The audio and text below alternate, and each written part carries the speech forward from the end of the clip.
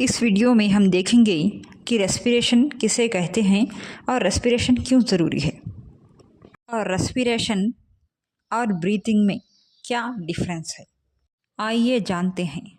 Breathing क्या है। Breathing एक फिज़िकल प्रोसेस है जिसके ज़रिए हम ऑक्सीजन को इनहेल करते हैं और कार्बन डाइऑक्साइड को एक्सहेल करते हैं।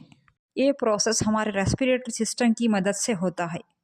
ब्रीथिंग के दौरान हमारा रिब केज जिसमें लंग्स होते हैं ऊपर और सामने मूव करता है, जिसकी वजह से ऑक्सीजन लंग्स में इंटर करता है।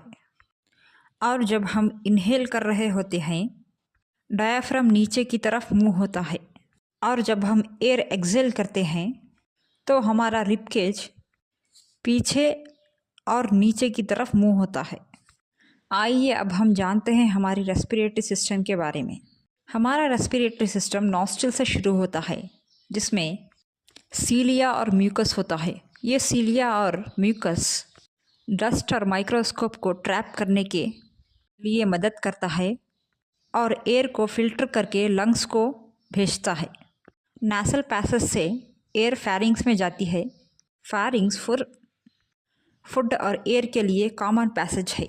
जब फूड इसोफेगस में दाखिल होता है तब विंड पाइप के ऊपर एपिग्लॉटिस नाम का कार्टिलेजियस लिड होता है जो क्लोज होता है जब खाना फैरिंग्स के ज़रिए इसोफेगस में दाखिल होता है। उस वक्त ये एपिग्लॉटिस विंड पाइप को बंद करता है ताकि विंड पाइप में खाना दाखिल ना हो पाए। अगर खाना विंड पाइप में चला गया तो चोकिंग होती है। जब एयर लंग्स में इंटर करती है ट्रैकिए के ज़रिए, ये ट्रैकिए से होते हुए ब्रोंक्यूल से गुजरकर एयर सैक में पहुंचती है। लंग्स में multiple number of air sacs होते हैं जिसे हम अल्वियोलाई कहते हैं।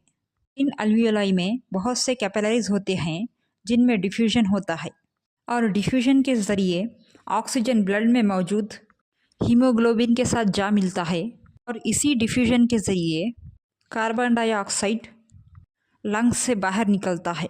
जैसे ही ऑक्सीजन लंग्स के कैपिलरीज के ज़रिए खून तक पहुंचता है, खून में मौजूद हीमोग्लोबिन पिगमेंट के ज़रिए वो हर सेल तक पहुंचता है जिसे हम सर्कुलेशन भी कहते हैं। जैसे ही ऑक्सीजन सेल में डिलीवर होता है, सेल में मौजूद ग्लूकोज इस ऑक्सीजन की वजह से ब्रेक होता है और ब्रेक होकर पायरावेट बनता है। ये रिएक्शन साइटोप्लाज्म में होती है और जब पायरावेट साइटोप्लाज्म से माइटोकॉन्ड्रिया में एंटर करता है तो माइटोकॉन्ड्रिया में एटीपी का प्रोडक्शन होता है जो सेल की एनर्जी करेंसी होती है और माइटोकॉन्ड्रिया को पावर हाउस ऑफ सेल कहा जाता है। और ये जो ग्लूकोज ब्रेकडाउन होता है इसे ग्लाइकोलाइसिस कहते हैं। और क्योंकि ये ऑक्सीजन का इस्तेमाल करता है इसलिए इसे एरोबिक रेस्पिरेशन कहते हैं।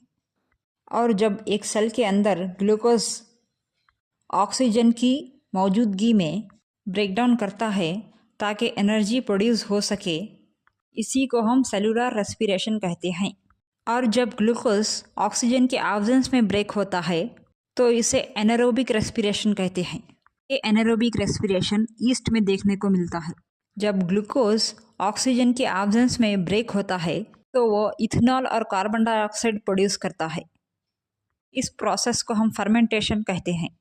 और जब ग्लूकोज ऑक्सीजन की कमी के दौरान ब्रेक होता है, लैक्टिक एसिड और एनर्जी प्रोड्यूस करता है जो हमारे मसल सेल्स में प्रोड्यूस होता है।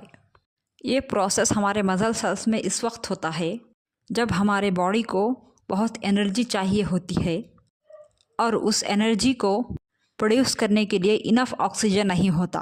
और जब इनफ ऑक्सीजन नहीं होता तो हमारे बॉडी के कुछ cells in the absence of oxygen में एनर्जी प्रोड्यूस करते हैं और lactic acid as a by product form होता है। ये लैक्टिक एसिड की वजह से हमारे बॉडी के मसल्स कभी कभार पेन भी करते हैं। अब आइए देखते हैं एक्वाटिक ऑर्गेनिजम्स किस तरह रेस्पायर करते हैं। एक्वाटिक एनिमल्स ज़्यादा तेज़ी से रेस्पायर करते हैं क्योंकि पानी में डिज़ोल्व्ड ऑक्सीजन कम होता है। पानी में हवा के जितना डिज़ोल्व्ड ऑक्सीजन नहीं होता। यहाँ पे फिशेस पानी को अंदर लेते हैं अपने मुंह में और फोर्स से इसे गिल्स में ढकेलते हैं, जहाँ पे गिल्स की मदद से ऑक्सीजन फिल्टर होकर फिशेस के ब्लड में मिलता है यूनिसेलुलर ऑर्गेनिजम्स यानी माइक्रो ऑर्गेनिजम्स में डिफ्यूजन ही काफ़ी होता है एक्सचेंज ऑफ गैसेस के लिए, बट लार्ज ऑर्गेनिजम्स में डिफ्यूजन प्रेशर काफ़ी नहीं होता ऑक्सीजन को पूरी बॉडी में भेजने के लिए। डिफ्यूजन के लिए ऑर्गेनिज्म को एनवायरनमेंट के डायरेक्ट कांटेक्ट में होना पड़ता है। इसीलिए मल्टी सेलुलर ऑर्गेनिजम्स में यानी ऑर्गेनिज्म जिनकी बॉडी कॉम्प्लेक्स होती है, ऑक्सीजन को कैरी करने के लिए ब्लड और हीमोग्लोबिन का इस्तेमाल करते हैं।